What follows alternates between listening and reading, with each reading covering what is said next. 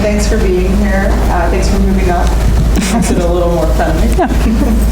And I'm chairing this panel. I'm Jennifer Boittin, and this is a panel, a roundtable, called 20th Century Books, Reading Culture, and Print Media as a Methodology in Modern France and the French Empire. I feel like I've been presented a few times, so I'm not going to re-present myself, but I do have a book out there you can want to that just came out 3 months ago. So my job today is to keep our conversation moving along in what we are hoping is really going to be a true roundtable. I'm going to introduce the panelists, but then they will introduce what this topic means to them, so I will not impose that on them. And then we'll work through a number of questions that were generated by them under Sarah Miles's guidance. And actually, I should say masterful guidance. Specific there. And then we'll open the floor up to you all for questions, and then leave a few minutes at the end for the panelists to offer some concluding thoughts. So that's the general order of things. So let me start by introducing our wonderful roundtable speakers. Emily Lord Fransee, who's at the University of Mississippi, is an assistant professor of history and international studies at the University of Mississippi. She specializes in the study of colonialism, gender, and race in modern European and global history, focusing on France and the Francophone world. Her book in progress, or her in progress book manuscript, I don't know which, I said it in a different way, is a comparative history of women's right to vote in France and its former colonies. And her new research project pivots from a political to a cultural history of gender and race within colonial and post-colonial societies to examine the connections between science fiction and imperialism, which is awesome. Hannah Frydman. I'll let you raise your hand as I speak so everybody knows. Is an assistant professor of French studies at the University of Washington, Seattle, where she researches and teaches on modern French history, literature, and culture with an emphasis on gender, sexuality, economic life, mass culture, and archival methods.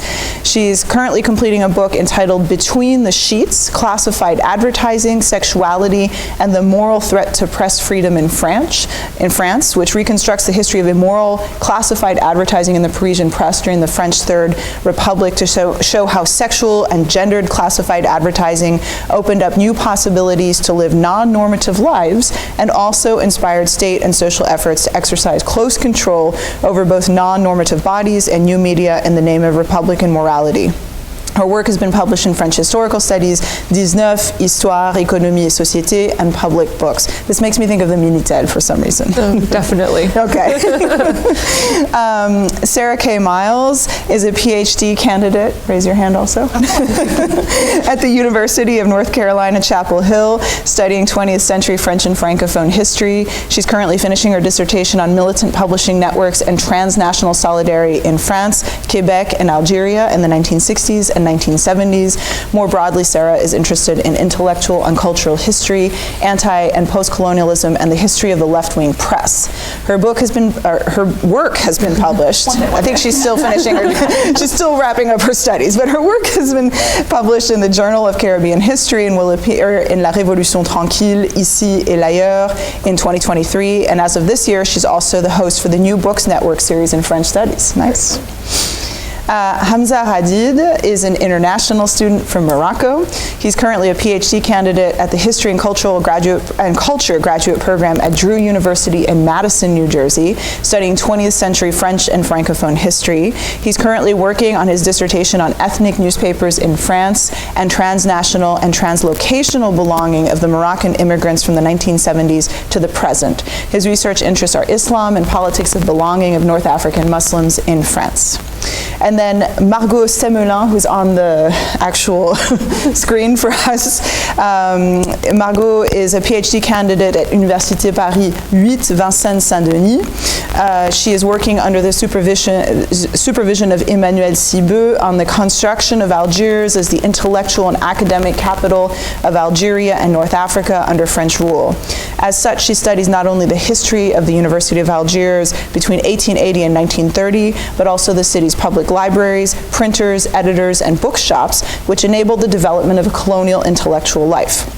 She's currently applying for a scholarship from the Bibliothèque Nationale de France in Paris to further this aspect of her research and examine the links between metropolitan and colonial libraries and bookshops. She's written 2 articles in which she tackles the matter of bookshops in colonial Algiers on the one hand, and the European networks of libraries in which the colonial capital is very much integrated on the other.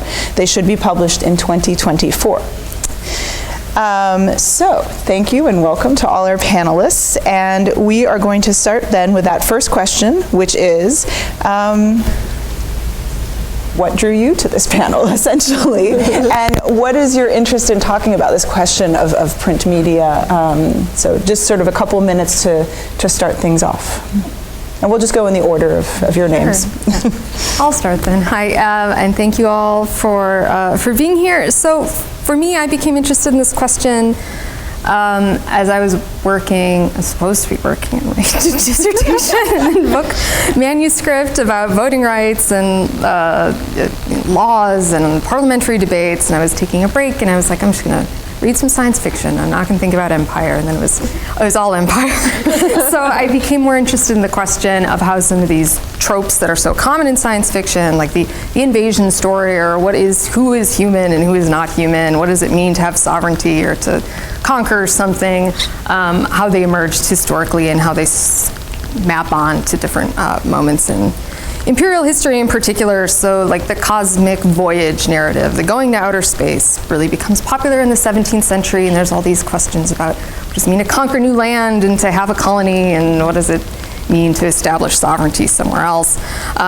You get a bunch of post-apocalyptic stuff in the early 19th century, and people are panicking about the decline of empire and what happens after everything falls apart. So I started looking for different tropes and trying to determine, is this a sort of French trope? Is this something we see in Britain and France and the United States and Russia, or is it kind of unique to one particular place?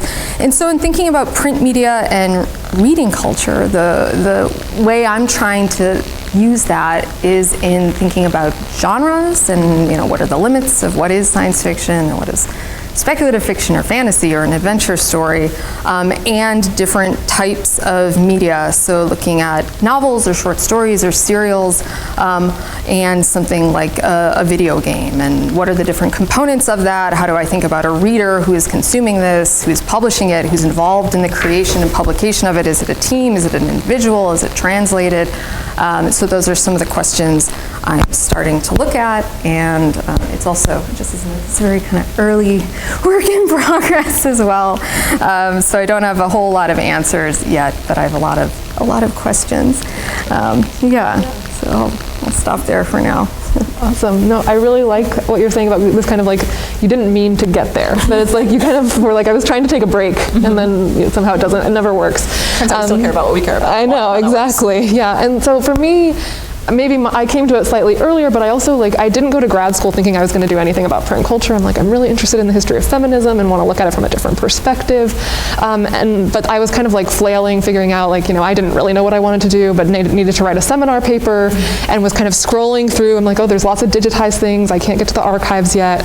And so kind of looking through newspapers, and I kept getting stuck on the back pages of newspapers, looking at these ads and realizing that what was there was actually not what I expected to be there. And it was so interesting that I was really surprised that I'm like, okay, well, what's been written on classified advertising? And it turned out very, very little, and almost nothing looking at some of the, especially ads for prostitution, but also ads for kind of abortion drugs, abortion services, a variety of different things I just wasn't expecting to find. And so I think that starting to kind of just have run into this thing and wanting to understand actually how the press itself is transformed by actually thinking about these advertisements and who placed them. And I think that I actually had never encountered reading culture as a term before this panel, but I think it really actually describes really well, and I want to, maybe we can talk more about where that idea grows out of, because it's not been part of what I've read, at least in the kind of French historiography about any of these things.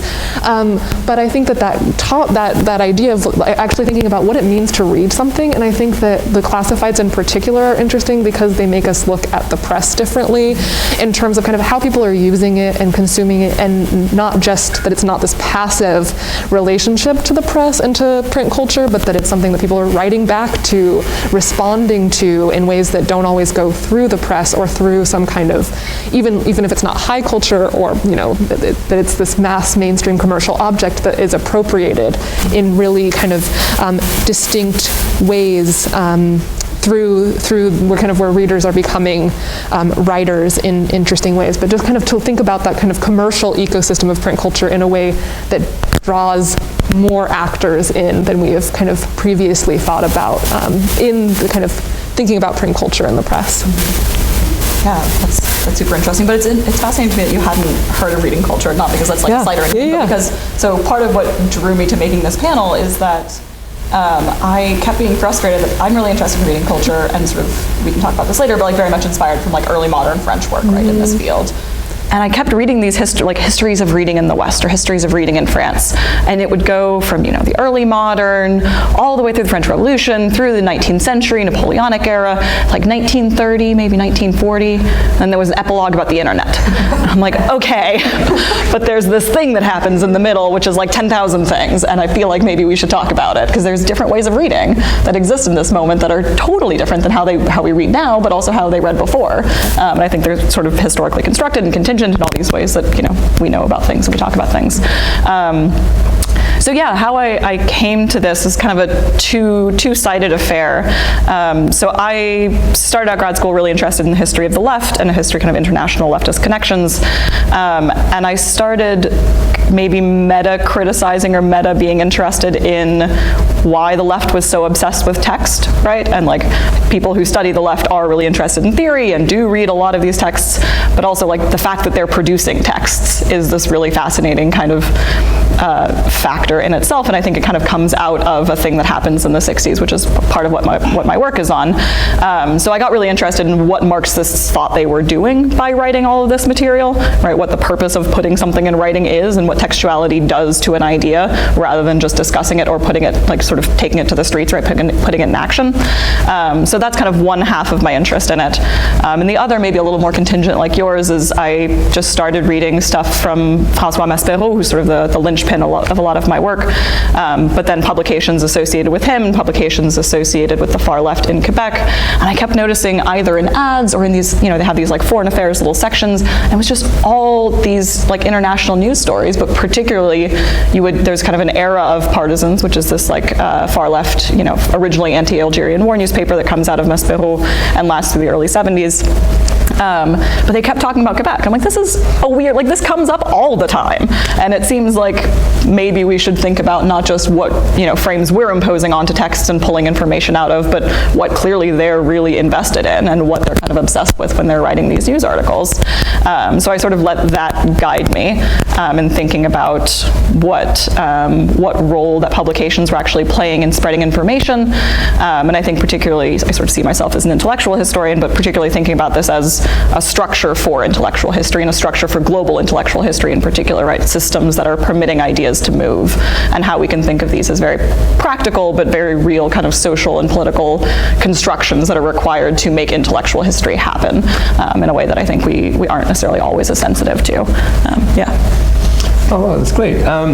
So my interest really goes around the topic of immigration with the focus of the Moroccan community in France, and I was always really interested in this question of movement and knowledge production, movement of ideas, movement of people.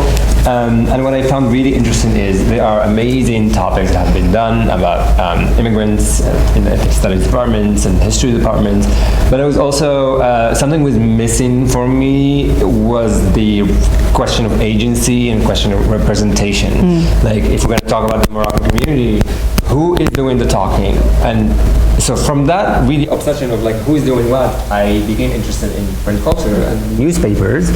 But I'm doing it on newspapers that were published in France, in Paris, between 1972 to 1984 in Arabic. So that element of language was really, really interesting to me because it tells a lot about question of agency, question of independence, but also a question of how ideas translate. Because the moment you translate work that has been done by Europeans, it becomes really belong to all the other regions. It doesn't become a work that also European, but it engenders new ideas and how Moroccans perceived ideas, French ideas, or are they Moroccan ideas? Were these people really belonging to that space? So the idea of belonging for me really started very, very general from a perspective of, let's say, methodology in a way, from political science and how politicians in France really talk about this language. And I found that to be a little bit limiting or a corrective in a way. You either belong or don't. So I think print culture really helps me and allows us to look at things in a more fluid way. It's like you don't just belong to one space or another, but rather you can really belong to multiple spaces at all at one time. And so that really was my interest and how I became interested in that. And to go back to the idea of reading culture, it was funny. There's a whole field out there in history, people who study this, but I became interested in it as of late. And when Sarah proposed this panel, I was like, okay, this is really great. It is something. It's my moment. It's our moment to shine with print culture. But it's something that I'm working on, and it really allows me to work on my ideas and connect them well with each other. Margo? Can you hear me all right? Yes. Yeah, so as was said, I work from the University of Algiers, so print culture is not really my main focus of research, but I started becoming interested in it just because I followed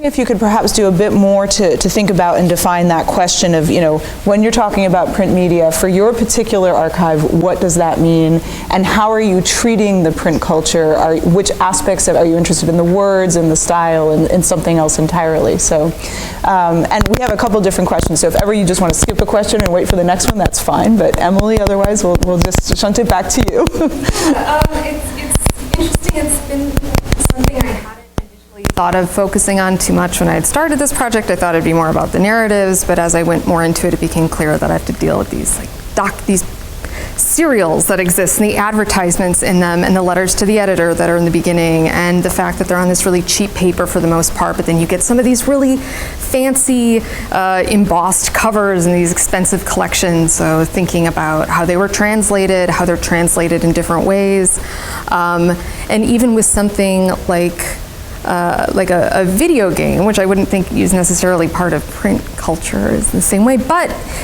especially in the 80s and 90s, you'd buy a game, you'd get the disc or the floppy disk, it'd be in a container. This one I was looking at that's from 1980s, this game from Martinique, it includes audio tape to listen to from a band. It's got a poem in it that you get, it's got a recipe in it, and you play, and it's like 1902, you're a paranormal investigator trying to, it's really interesting.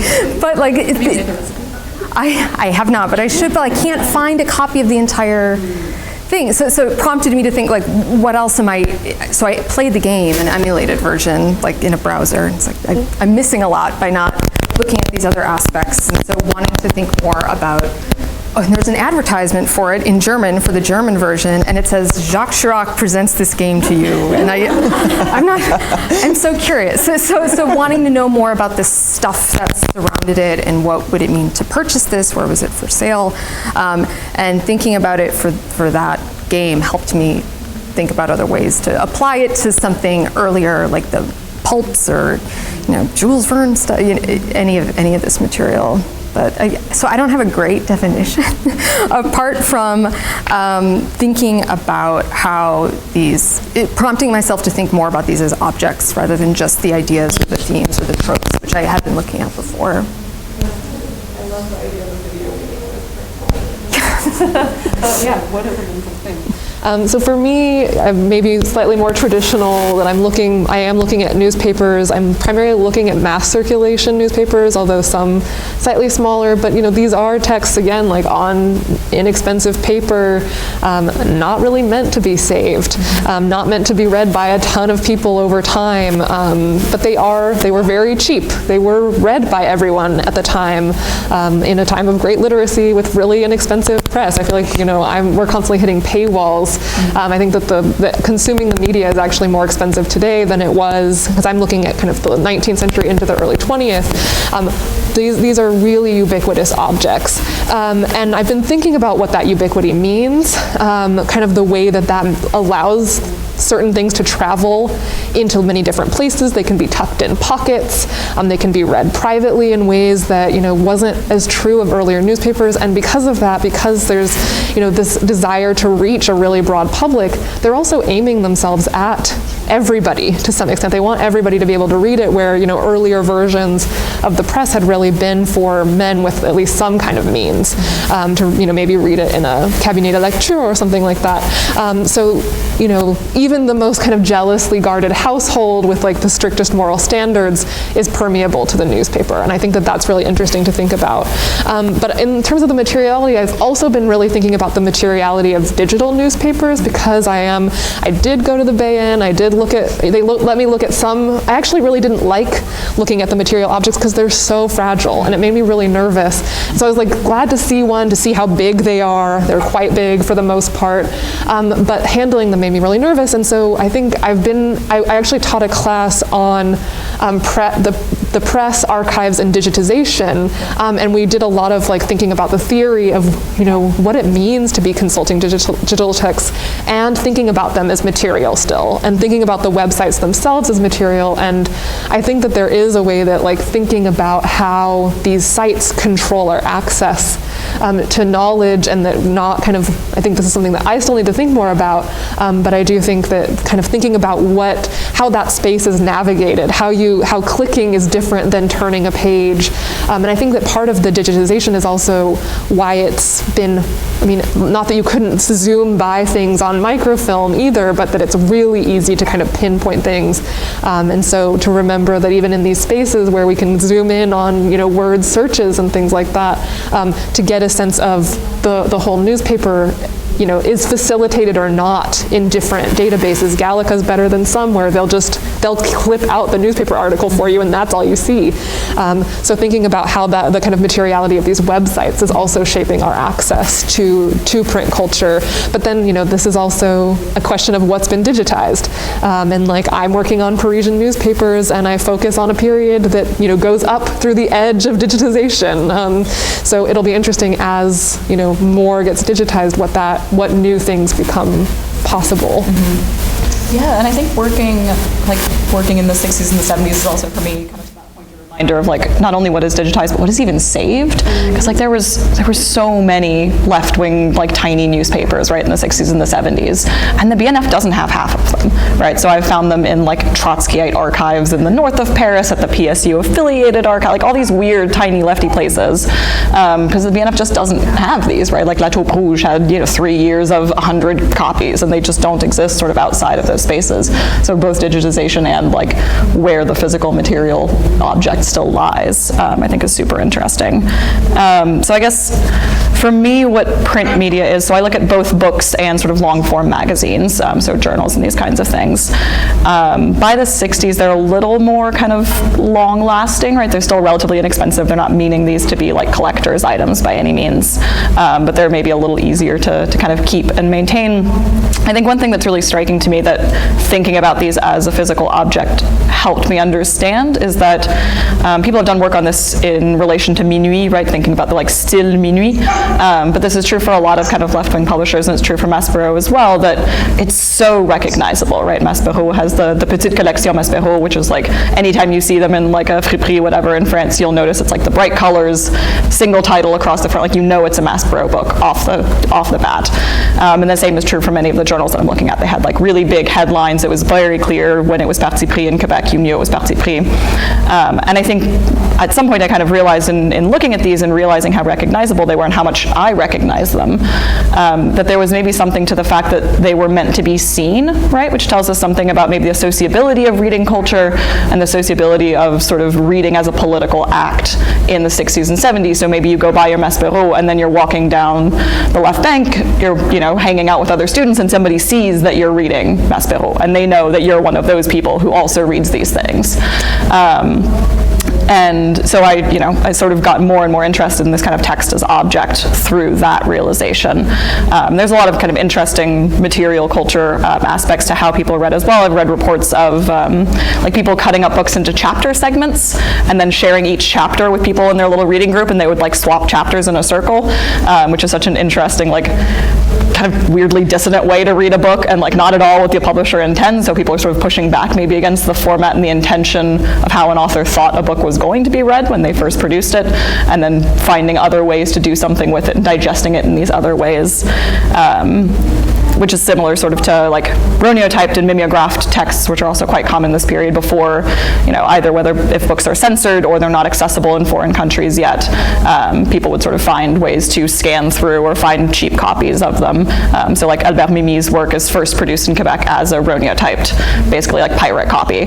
And this is true for about 5 years, I think, before they actually make a version that's accessible in Quebec. So it's interesting to see how people, sort of readers, are looking at text and thinking, okay, how can we access that? How can we do something different with this kind of object that may or may not be accessible through the traditional structures of publishing, but is still kind of intellectually valuable to us? Yeah. It's interesting, just to interject one second, but the early cabinet de lecture would also split up the books so that they could rent it out to more people. Like you'd get the first half or the first third of these kind of longer books. And so they could charge more. But what you're looking at is so kind of the opposite of that commercialized logic. It's just interesting. Well, and were they texts that were like meant to be read in series or not? I don't think so. Okay, right. The authors are like, no, this is not the point. Though. This is not like Dickens going through chapter by chapter. I mean, I think some of them, were have been produced as serials, but they weren't. The book that was sold was not necessarily sold to them to be divided like that. It's also also means too that like people are reading this out of order, right? Which I also think is interesting. It's like you get the last chapter first, like that's what you're starting with. But it also, I think it changes how we think about what print objects are doing, right? Because I've also thought, sorry, I'll let you go in just one second. But I've also thought about like sitting in archives, as I'm sure we've all done, and like reading through an entire print series of something. One, like by year 4, you're horrified. It's just so much. But there is something interesting about seeing it unfold as like a conversation over time, rather than just I'm mining this for like one article at a time that's useful to me, but rather a person, I mean, they wouldn't have sat there and read it front to back either, so fair enough. But you sort of see something happening of like, okay, 3 issues ago this was repeated, and now we're sort of seeing the same tropes across these spaces. So thinking about like a magazine or a journal happening as a series, and the entire series being its own kind of political object, I think is also maybe not what authors intend, but the kind of de facto reality of how people are consuming this totally changes, what you might get out of it. Yeah, so I think related in a way, for me I work with a newspaper, with a physical newspaper that was printed by the Association des Marocains France, and that really begins to make me think about 2 things. When you think about an association, you think about the physicality of things. It exists in Paris, and then that's it, because you could not just move the whole building that easily. But then they start producing a newspaper, and then that really changes the game of communication between Moroccans who are in Paris at this period of time and those who are in Morocco. And I'm talking about a period of time where, politically speaking, Morocco is going through a very political, turbulent area in the 70s. So these people who are in France are mostly politically exiled, so they can go back to Morocco, but not really. So that's why this newspaper is really published anonymously. There are no names published in this article, so you can just read an article published about someone, but you don't know who read it. But the association claims the autonomy of the newspaper, that they are the one who read it. And also, you mentioned that interesting point of what all of us did actually, to think what it means to have that newspaper in your hand, because this newspaper is in Arabic, and if you're in France in the 1970s, that object kind of at the same time intensifies the foreignness of immigrants already, because they know that you are reading that leftist newspaper. They somehow assume what your political views could be or are. Specifically in Morocco, if you are the role of the consulate, the role of other organizations that were created in the 70s, were also part of it, was part of the Moroccan government, so it was a lot of information that was swapped in between. But it's really interesting to me that through this newspaper, you can start see the movements of ideas that go across France and other European countries, and also back and forth to Morocco, because they were reporting on stuff that was going on in Morocco, as well as things that were happening in Paris and in France in general. And that's what made me think about that question of not only belonging, but also not belonging. And that also comes through the materiality of the newspaper. It's like you belong to a certain political group, but also that makes you kind of exclusive in a way, and not part of other groups. It's interesting to me that they're all anonymous. So this is also true for most of the Algerian newspapers in like the late 60s and 70s, as most of them don't have authors as well.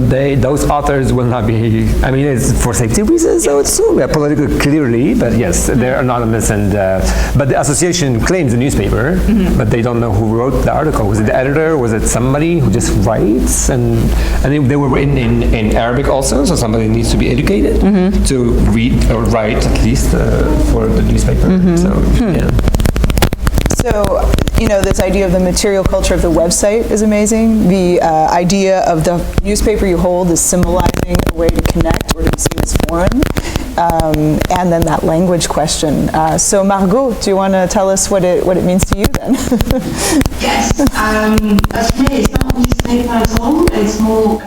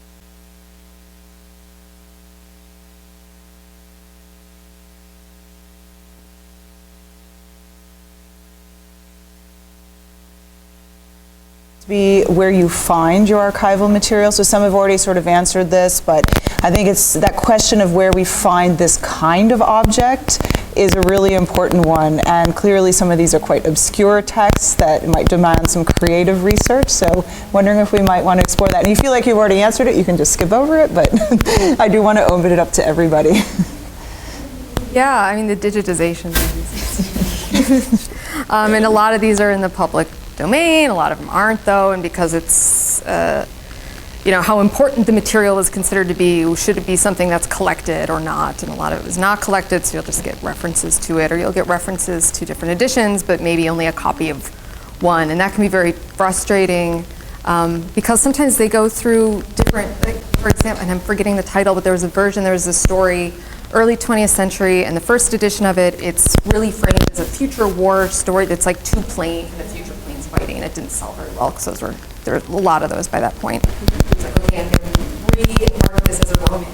Now there's like a picture of this woman on the front who's like crying over the body of some country. And it's like this patriotic story. From what I can tell, the text is the same, but the cover is different. So I'm so curious about where else did this happen? These different versions have different covers, or did the translations highlight different aspects of it or take out entire sections? So even though so much of this material is available, digitized, I would like to find a way to see some of them more systematically in collections or archives or specialty libraries or people's houses. I don't know, like private collectors or auction websites. That's been another good resource, even though I don't want to buy many of them, but that's been so I feel like there's a lot of options, but sometimes it raises more questions that I want to, which is good.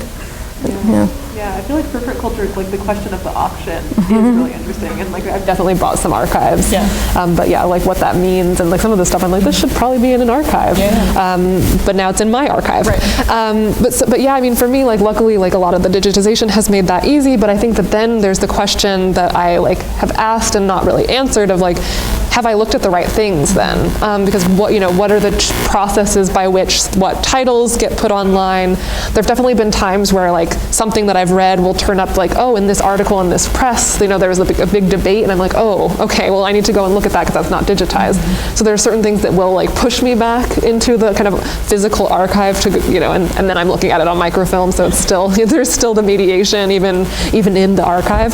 But I think that what's been really interesting for me is how under archived the press is in general. I know when I was first looking into it, I'm like, oh, well, I'll go look at the newspaper archives. These are really big newspapers I'm looking at. Like this, they must have an archive. And I went to the Archives Nationales and really spotty archives. Even for, I'm looking at like Le Journal, Le Petit Journal, Petit Parisien, like all of these, their archives are very minimal.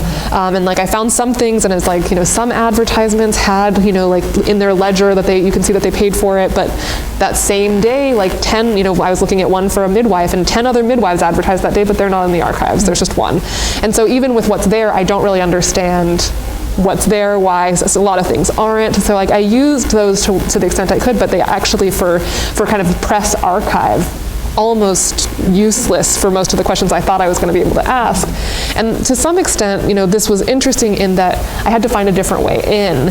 And because I was interested in kind of the like gender and sexuality aspects, censorship ended up being, especially kind of moral censorship, ended up being a way that I could go in and see kind of like what are in the obscenity boxes at the Archives Nationales. And I knew that the police were keeping really close watch from a variety of sources that I'd read, including in the newspaper, on the classifieds, on the newspaper, kind of seeing what's printed there, what's going on, and following up on it. But it's not like there's a press surveillance box, especially that everything is put into. And so it's kind of about like trawling through I feel like I'm really obsessed with all the ways that like that technology mediates this in ways that are and aren't useful. At the police archives, you can sit at one of their 2 or 3 computers, and that's the only place that you can pull up the full Word document that has all of their kind of the specifics of what are in their holdings. But looking through that, I'm like, okay, well maybe this stuff on prostitution, maybe these things on obscenity, and just going through and finding, okay, here I can see is some of the surveillance that I'm interested in, but the way that it's archived that's more thematic than kind of what is actually being surveilled, made it so that I had to look in a lot of different places to kind of find the press, find print culture, even if that's, lots of things were coming from surveillance of this one object, the way that they get categorized. So I think it's like finding there are archives, but it's not as simple as like, here is the Le Journal archive. Exactly, which is interesting to me that even for the major dailies, that was not something that was saved and that's easily accessible, which even more difficult for the more kind of ephemeral, marginal, left-wing. Yeah, and it's slightly easier for editing. Shows, right? So EMEC exists, which is a phenomenal archive, and you haven't been there, you should go. They also have the best food, and it's great. I've never had better food than the chefs at EMEC. I don't know what it is, but it's so good. Highly recommend. And there's also a pretty good, speaking of sort of digitization and online things, there's a collective called Archives Éditoriales that's like a partnership between a series of Canadian universities and French universities that documents kind of the basic history of a ton of French and Francophone publishers. And they link any digitized archival collections that exist for those publishers. It's a really, really phenomenal resource. So there exist those things. And then you have people like Maspero, who originally donated his boxes to EMEC and then took them all back because he was mad at the people who were organizing it. It's a recurring theme with Maspero. It's a whole problem. Back to his daughter. She just has them in her living room, which is where I saw them. So, it's a weird world. So I said a little bit about this already, but I actually just want to connect to one thing that Emily said about the kind of like the covers and the printing and kind of getting back to our question of materiality. One thing that I've been interested a lot through this that I haven't yet been able to find archives for, maybe more similar to the press, are printers. And particularly, in the first chapter of my dissertation looks at the inception of some of these networks in the Algerian War as a form of resistance. And the texts get seized from the printers, right? There are all these printers that Maspero and Minuit and these other ones are working with kind of in the north of Paris, sometimes from other places, but the texts are not being seized from his bookstore in Paris, they're being seized from the printer's office, and the printers are getting fined. The printers are having these kind of economic hardships because they're not getting paid for people, or they have to pay these additional fines, and I have really struggled to find kind of the archives of the printers, but they're often also the ones who are making kind of strategic decisions about, okay, where are we printing this? And the FLN publishes, they print things often in the south of France and have people like drive them back up to Paris, right, to distribute there. So there's all this kind of like interesting geography of who's published, like literally printing the physical object places, which is I think something that Margo talks a little bit more about is printers and kind of how we create text, but I think that's maybe a future direction that would be interesting for somebody to take up, and not something I've seen a lot of. Yeah, the question that we all are obsessed with is that finding things. And like ideas are amazing, but sometimes to find things in archives, we all went through like hell to find certain documents. So the idea of the digitization is really important because thank you, Ariel, for giving me a website that I based my dissertation on, because she gave me this site that used to be an organization, physical organization in France, the CEO, and then they scanned thousands of documents about immigrants in France. Not only Moroccans, Portuguese, Italians. It's really an impressive online archive if you do immigration. So I just typed Arabic newspaper and then magic happens and a lot of them showed up. But then the hard thing with newspapers specifically is here you have 15 years of publications in front of you, but what do you do with it? Because, okay, people are talking about news, then you have to really follow lines and themes and see what people write about, and also what they don't write about, which is really interesting. That sometimes I also always skip things that people don't say, which can tell us a lot. So it was really interesting. I was really, really lucky to find those online, but I also got the chance to go to the, and by the way, we don't know where this is, because I called so many archives, and like, I've heard that when this organization closed, they give you the hard drive and the material themselves. They're like, no, we don't have them, so I don't know where this thing exists. They exist on the internet, but once it's down, your story, Hanza. Oh, my story about Spain. The website crashed last year. All of a sudden, I woke up one morning to work on my dissertation, and the website didn't exist. So of course I was terrified. I was like, here goes my project and my whole education. And then I traced the woman who actually started the archives to scan all this, who was a PhD student in France. and people who used to work in this association that closed in 2016. And I found them on LinkedIn. I messaged them and they got back to me. And they were like, we don't know where this material is, but you can try. So I became, I think, an IT person in 1 week out of fear. I called the 800 number. I paid for 1 year subscription to this domain. So Hanza is the only reason this website is still like currently up, is just he paid for this website. Do you want to repeat the name of the website? Because I think people might be interested. I'm not sure. Oh, it's Odisseo, Les Amis, they changed the name after I paid, I think, Les Amis de Odisseo. I will give you the website, .org. I hope it's still .org. It's like legit, it's not .com, anything. But it's really, yes, so the problem with digitization is like we have all these things, and then of course I took it for granted. I was like, it's the internet. Right. Yeah. And then I woke up and it didn't exist one morning, and I was like, oh my God, I should have saved everything. So now I'm saving everything and trying, but. So if you want to pay for it for next year, let Hanza know. Keep it going. I will watch over May, I think I paid last May, if it's still on this May. I will, I don't know, call them like, somebody else needs to pay. Right. The people were very generous and they told me like, we can connect you with people who can pay for this and keep it going. I was like, yeah, it was very sad when it went down because there's very, very amazing actually, specifically stuff in Arabic, it's really hard to find. Like when I go back to Morocco, archival material is not really easy. There is a state archive that is very, very junior, that just started, so there's not a lot of material that could be accessible in foreign languages. So this would be a very, very plus of having digital material. But I saw the newspaper when I was in France.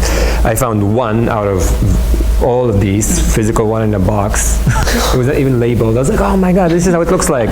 So it was really big and it was really interesting. Like if you see it and you speak the language, you can really tell that who printed that newspaper and what that person might be. So it was really nice to see it. And I was impressed actually with the quality of the paper from the 70s till now. It was very well preserved. I mean, it's not touched every day, I assume. So that helps. But yes, it was, that's my story. I hope it's... Hanza the savior. Yeah. I mean, barely, but yes. But it's also important because it goes back to that materiality of the digital, which we take for granted, as in you can't touch it, but it's there forever.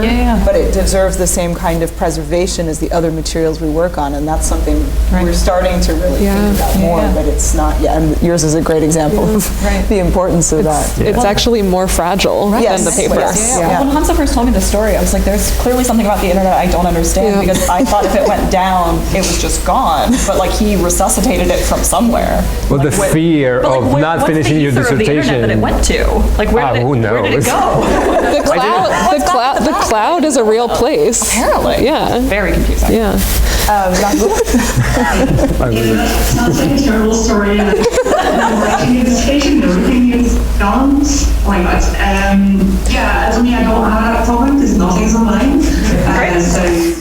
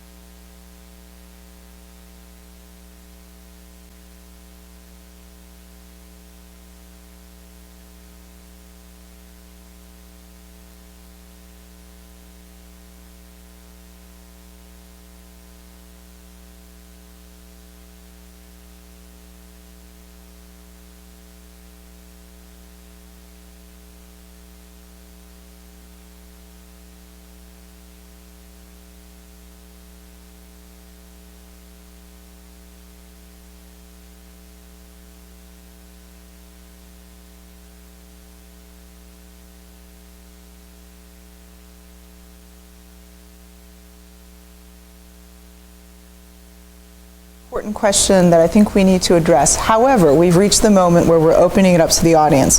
So we haven't yet talked about reading culture. If one of you wants to ask that question, I will leave it up to you. But I do want to make sure we save 25 to 30 minutes for the questions. So if it's all right with the panelists, I will toss it over to you. And I have other questions, but I'm sure you do as well. So any questions?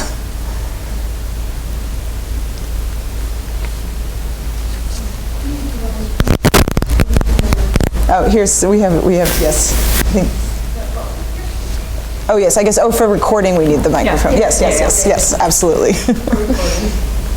Well, that's great, because it's not going to project. It's not going to project, it's just recording you. No, I was just going to pivot to reading. Great, thank you. Thank you so much. And, you know, it's tricky because this is very much an interdisciplinary kind of mode of inquiry, and we don't want to have to reinvent the wheel.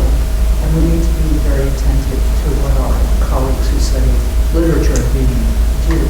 So I guess my question, which is a very open-ended one, is what for all of you are the most important theoretical frameworks for thinking about reading?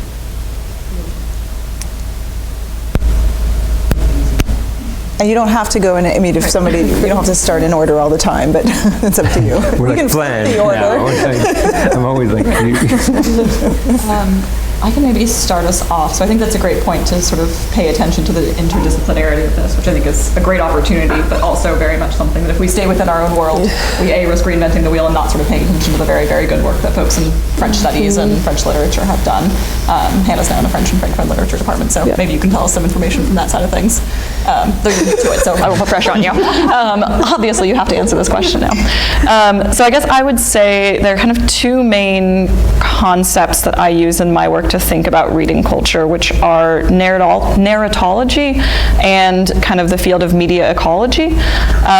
So narratology is a way for me to think about the stories that people are telling through the news.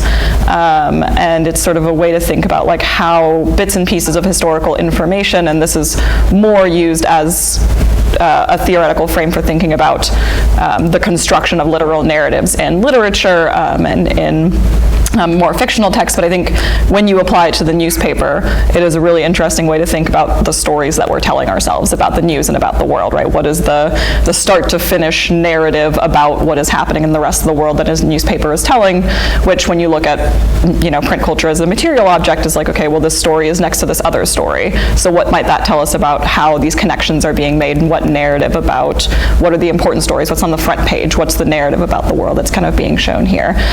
So that's one frame that I find really important. And the other, as I said, is media ecology, which is a little bit more focused these days on digital media, but really started in the 60s and 70s. Marshall McLuhan is kind of the big first guy of this field, but as a way to think about how the way that information is passed shapes the information that is being passed. And I was talking about this at a workshop at the National Women's History Museum the other day, but I kind of gave the example, right, of Twitter, right, and the way that Twitter presents news very, very differently, practically speaking, than a newspaper might. So if a newspaper comes once a week and talks only about big national presidential news, that's one thing, that tells us one thing about sort of what news is happening and what news is supposed to be.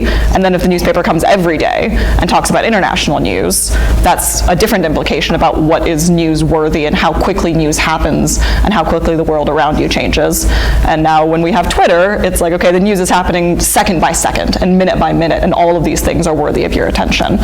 So media ecology for me is kind of a way too to think about the very physicality of the way that information is being passed and how that shapes people's perceptions of and relationship to the media that they're consuming, the information in that media itself. So, yeah. Yeah, no, so I mean, I've been trying to come at my project from a place that is interdisciplinary, that is kind of straddling the kind of history, French studies divide, and I think that actually in France, that combination has been more frequent than in the US. Like I'm thinking about something like La Civilisation du Journal, and the way that that is a literary and cultural history of the press, and that those two things are being seen as kind of deeply imbricated in each other. Like the website Media 19 is really interesting. Retro News is kind of the payant version of Gallica, has some of its own kind of more kind of popular writing that's interesting about kind of trying to think about the press. But I think that I've definitely been trying to think through kind of like a lot of the interesting work in French studies has been more about serialization and the kind of ways that stories are coming through the press. And so I've been trying to think about the newspaper as a whole and as the many different kinds of stories that are being told, and the way that the important presence, especially in the 19th century, of fiction infects everything that happens in the newspaper. The journalism is itself has a deeply literary genre in this moment, and then even in the ads there's playfulness around language, even in things that are really short and kind of to the point. And so I think that thinking about the ways that this is being consumed as something that's entertaining as well as something that's informative, I think is useful for thinking about every piece of it, and that thinking about it as a whole requires borrowing from other fields. I think that history in general has not paid that much attention to the press in particular. I feel like a lot of the really good work that I'm always thinking with is from the 90s, and that I think that there's still a lot to be said, and especially I think that digitization lets us ask new questions, and so it's not just like let's come back to this question and see what we think about now, that we actually have new tools for seeing the press differently, and we have to use those wisely.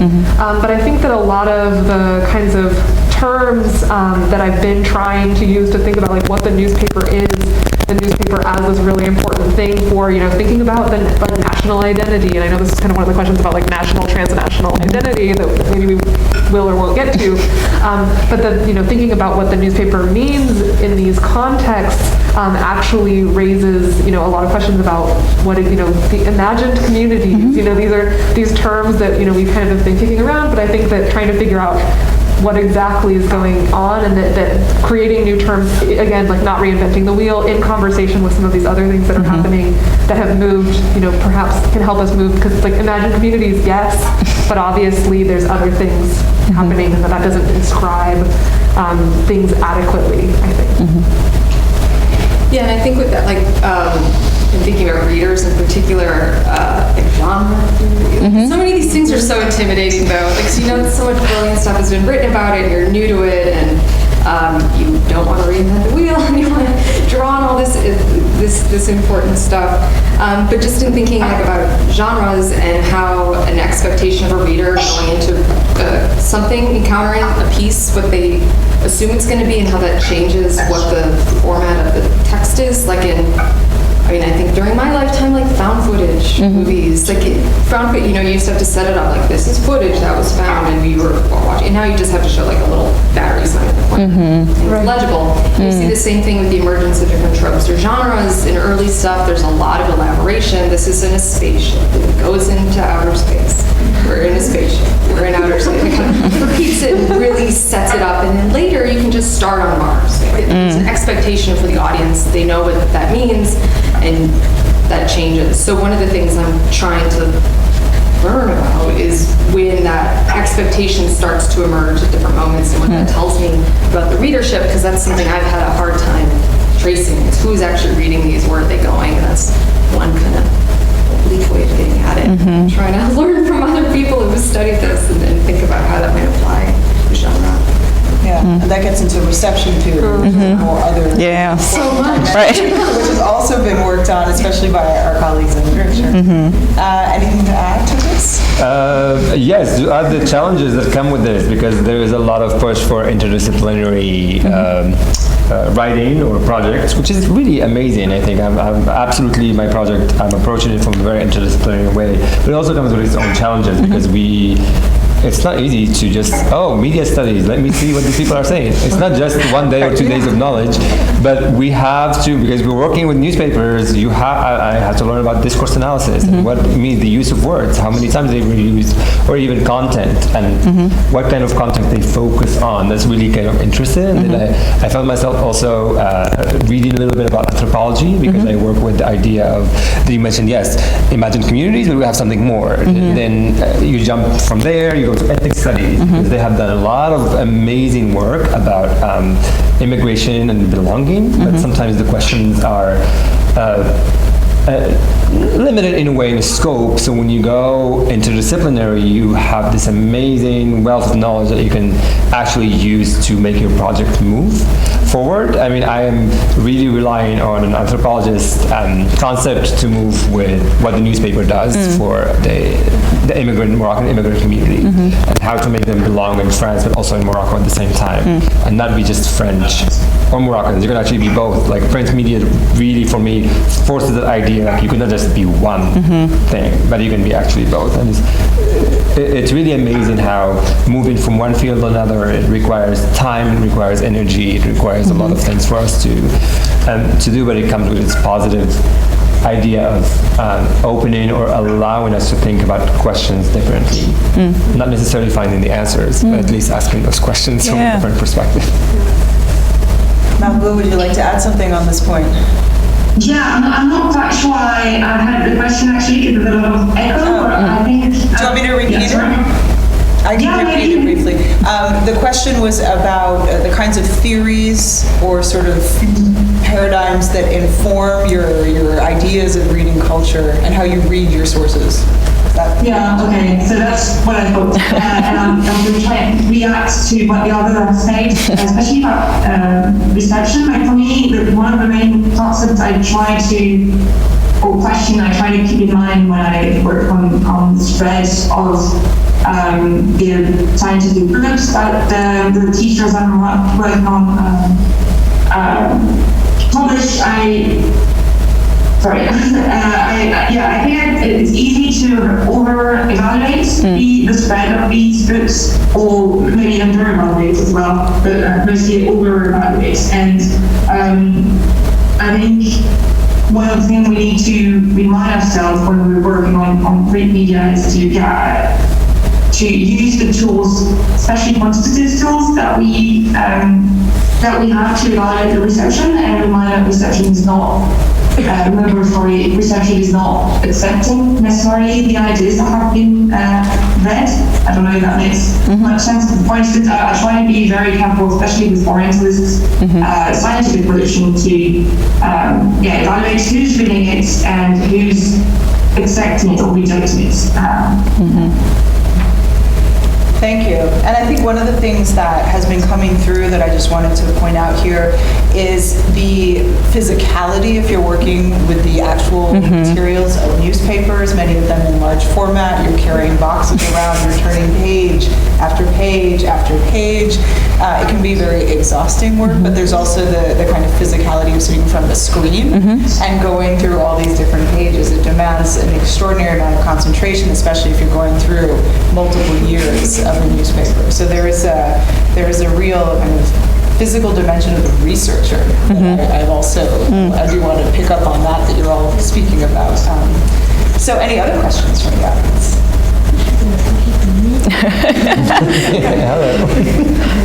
I'm also working in newspapers and particularly official journals, both in China and in the metropole. And I've been wondering, I've been analyzing spatial semantics more specifically. These journals talk about space, and I was wondering if any of you is also trying to use digital humanities tools to analyze these loud sources bavard, how I've seen Jacqueline Cove, because I've been doing manually this work of encrypting words into data sheets and then trying to visualize them. And I've been wondering if any of you is also struggling with that and how you're doing it. If you have any experience in that. I just want to make sure Margo heard it because I know her sound is coming through the computer. This is about anybody using digital humanities tools to analyze, among others, the source bavard. Okay. So, anyone? or dreaming of using them. Right. Yeah, that's true. Yeah. Yeah, so like I started just trying to find specific examples so I had like 100 texts or something, and then I was like, is this representative or are these just odd texts? And so I was trying to fan out, and I'm surprised, there are a lot of nerds who are in science fiction and have made websites where they catalog them and list them, and so there was all these lists and databases, and I tried to get in, like, fine, I'm going to learn web scraping, learn Python, I'm going to learn all this stuff and get these huge lists. And it was too much. But then to try to filter through it to determine, not necessarily do analysis with it, but determine where I should go next. And like, is there a big cluster of texts in this period that is talking about, like Sudan shows up a ton in the 1880s and 1890s, so are there other moments that I'm seeing patterns that I can then go look for? But I've also had a hard time kind of balancing, like how much do I spend learning this automated thing that I should just be reading these texts, or is it actually helping me learn something about it, or is it just making a word cloud really doing for me? But it's I think it can be really useful, but some people have such large learning curves as well. That's been Well, and I feel like to the point of some of what we talked about previously with digitization, like there's great text analysis tools that I'm sure you're aware of, right? Like awesome websites and even free accessible things that you can do really great, like brute, large scale text analysis with. But they require them to be like Word document text. And so if you're working with, 15 years of a publication where every single publication is 200 pages long, like I can't just type up every single one of these. That's not worth my time. So I feel like I've struggled to find, I think maybe to the point of what you're saying here, I've struggled to find a way to use those while not spending so much time making them in a format that is then accessible. I have done more, maybe to the point of what we've spoken to about like transnational, international kind of relationships with the press. I've done a little bit more with like GIS mapping with some of this, so I've been lucky enough to find in a few cases subscriber lists for some of the publications that I'm looking at, including like names, home addresses, like physically where the subscribers are. So I've done some work to like map out where these are actually going, right? So in Quebec, a lot of these are sort of perceived as being purely urban phenomena, and I've been sort of able to map out people are sort of up to Peniktavut and like up to the North Shore, up to the far north, out towards the Gaspé, like all these kind of rural places where you have access to these texts and people are actually subscribing to them. So I've done some of that work, and I think that's been really useful in like visualizing where print is going. But I, more than anything, just sympathize with that struggle. It's a real problem. Yeah, and to not answer your question, but what you're inspiring me to think about is, I think Julia Late has done really interesting work. She has an article called The Emmett's Inch, but looking at the way that actually digitization, which does give us the like raw data to some extent, that if we can turn it into the right kind of data to use these kind of tools to do these big scale interpretations, thinking about big data because of what's online now. She's saying that actually it's also really useful because we can tell tiny stories that we couldn't tell before. And I think that's really interesting to think about scale in that way, that actually this access in a new way to so much information that like you might actually find like 4 or 5 sources for somebody that previously we would have said we couldn't write their story. She just wrote kind of a really interesting, like I think she calls it a biography in the round of a kind of sex trafficking story. It's called The Disappearance of Lydia Harvey, but then it tells the story from a variety of points of views, including like the rescuer, the policeman, the newspaperman. But it's all because she could trace, where this woman was traveling from New Zealand to Buenos Aires to London. And I think that there's a number of people, I think mostly in British history in interesting ways, but that there is this way, and I think the press plays a big role because of the ways that it, maybe prints who was on the ship and these, tiny stories. I think. So I think that there's a way that, yes, the big data can be really helpful, but that thinking about also how we can tell small stories from it too is interesting. Any other thoughts on the digital? No. Amazing, but I'm just reading with my own eyes. That's all I got. Crying inside. Oh, that's another story. Yes, and I was thinking about the language issue as well. Just reading it, you cannot copy stuff, and also the website has not all documents are PDFs. Some of them are I don't know what they are. Like images or whatever. Yeah, right. So you can just read them and scroll. And language is like you copy Arabic in Microsoft Word, and the world thinks it's got those words. So that's also not helpful. I think we have time for another question from the audience. Perfect.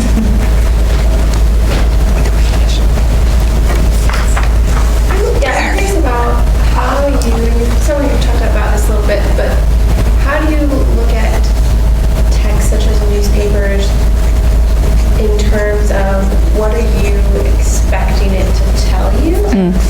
I'll explain it, but I've looked at newspapers usually trying to get a perspective that's outside of these sort of big name actors and think about what are ordinary people thinking about, but at the same time recognizing that a newspaper tells you what a particular journalist thinks or maybe what the editors think, but how much can it tell you about the audience? And so I'm curious about how do you negotiate that? What do you, the balance of it tells you directly about a particular journalist, but can tell you about the audience in some ways, and how do you see that balance and which side it's speaking to?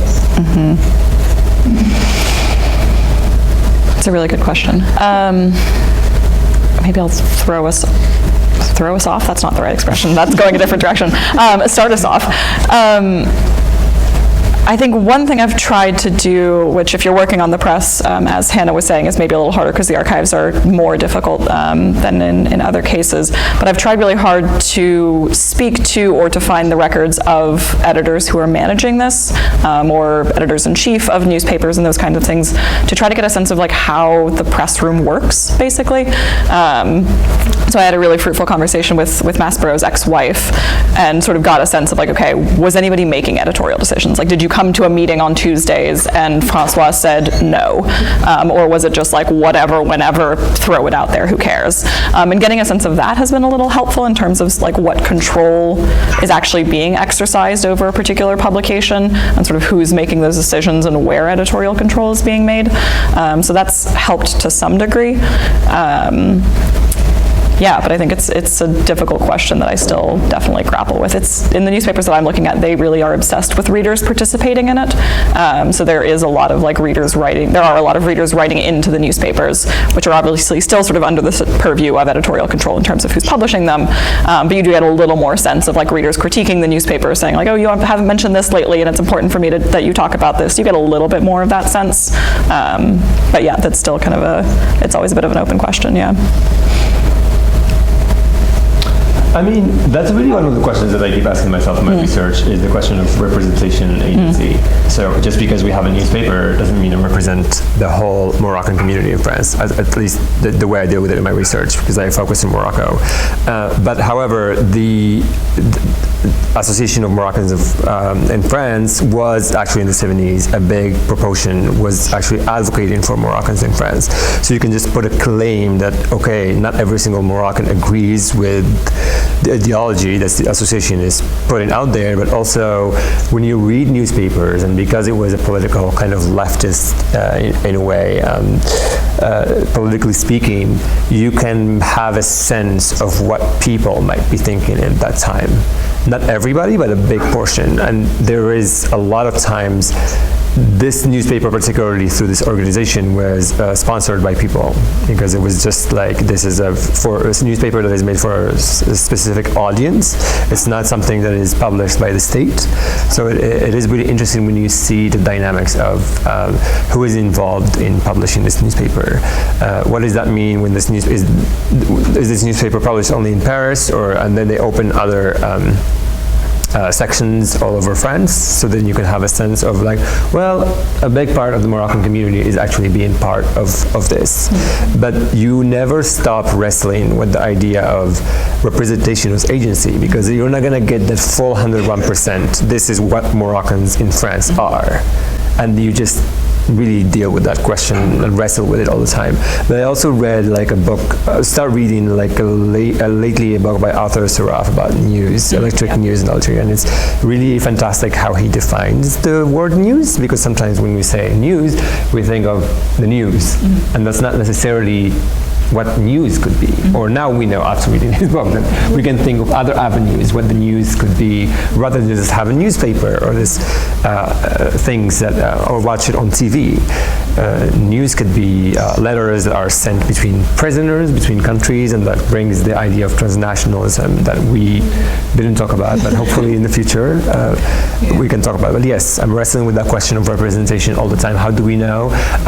In my case, it was great that we didn't have a name on the articles. It was anonymous. So I'm like, okay, hopefully big people agree with this rather than one person when you put a name on it. So the whole association and Moroccans who were funding it, and you just start thinking in these terms, and hopefully that answer was helpful. But Yeah, I mean, and it really is a great question, and I want to be able to say it's like, oh, the things I'm looking at give you access to the real people that are writing in, and obviously, like, I think here there's still questions about kind of like, I know lots of things where there's like letters to the editor, or like any kind of things that's like people writing into the press. There's still the question of like, did they really? I think that there is something interesting. There's a book by Philippe Artière called Miette, which basically like gives a like short introduction, and then it's just a selection of ads, I think from the 1970s, from Sandwich, which was like the supplement that had personal ads to Libé.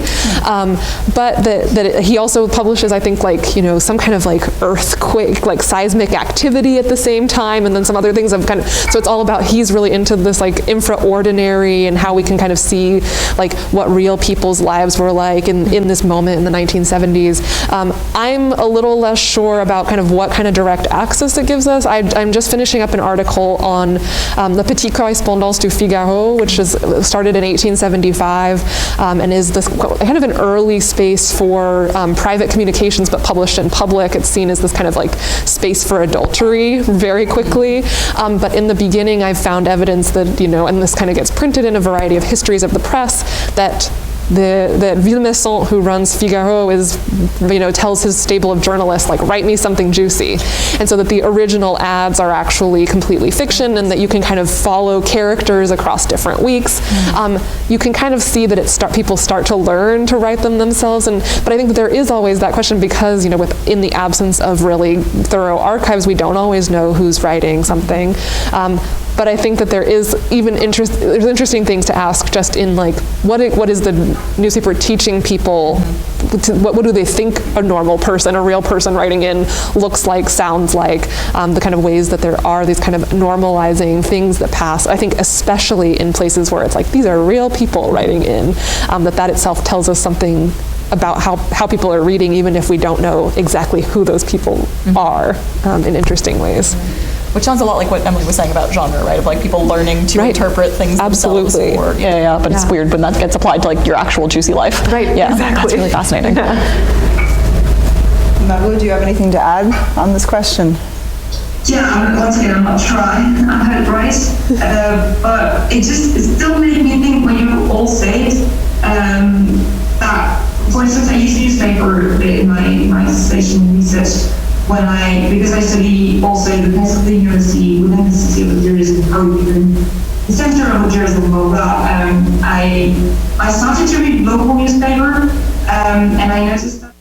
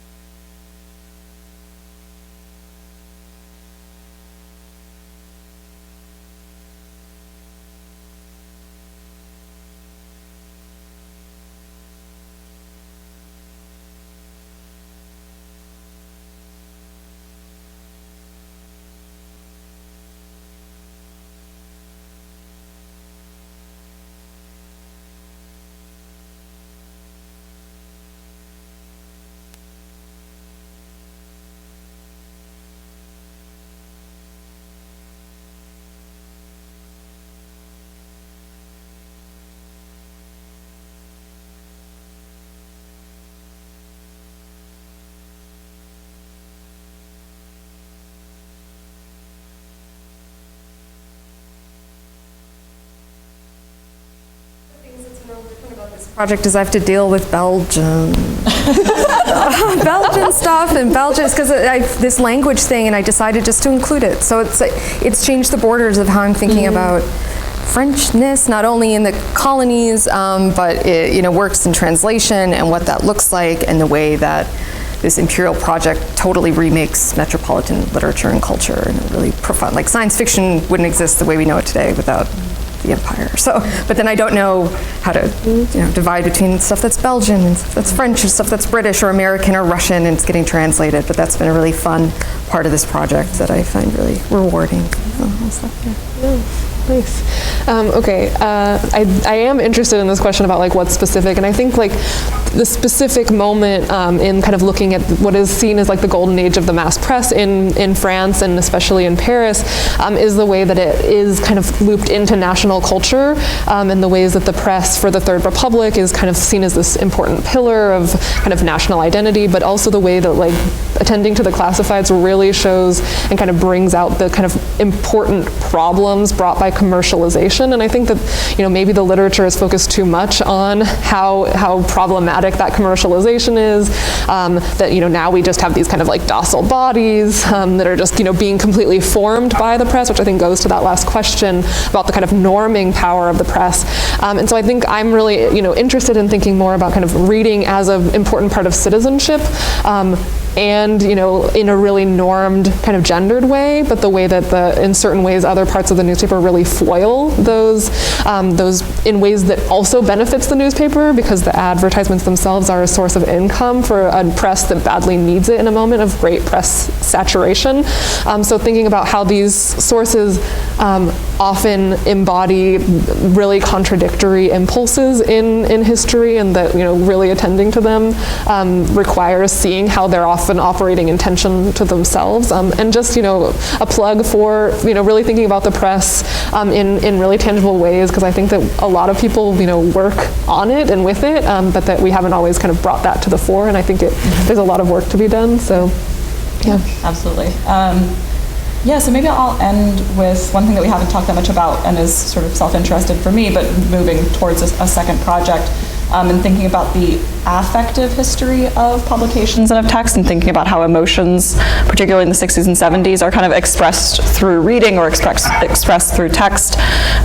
So kind of along with this question of genre and of people learning from the media they're reading, I've been thinking a lot about how left-wing publications are instructing or constraining how male leftists in particular are responding emotionally to the news and to events, and how it's sort of giving them a set of linguistic and emotive tools, but also preventing them from maybe expressing negative emotion, and instead saying that the correct response to all politics is like anger, right, and outrage, but maybe not tragedy and sadness and sort of expression of other kinds of emotion.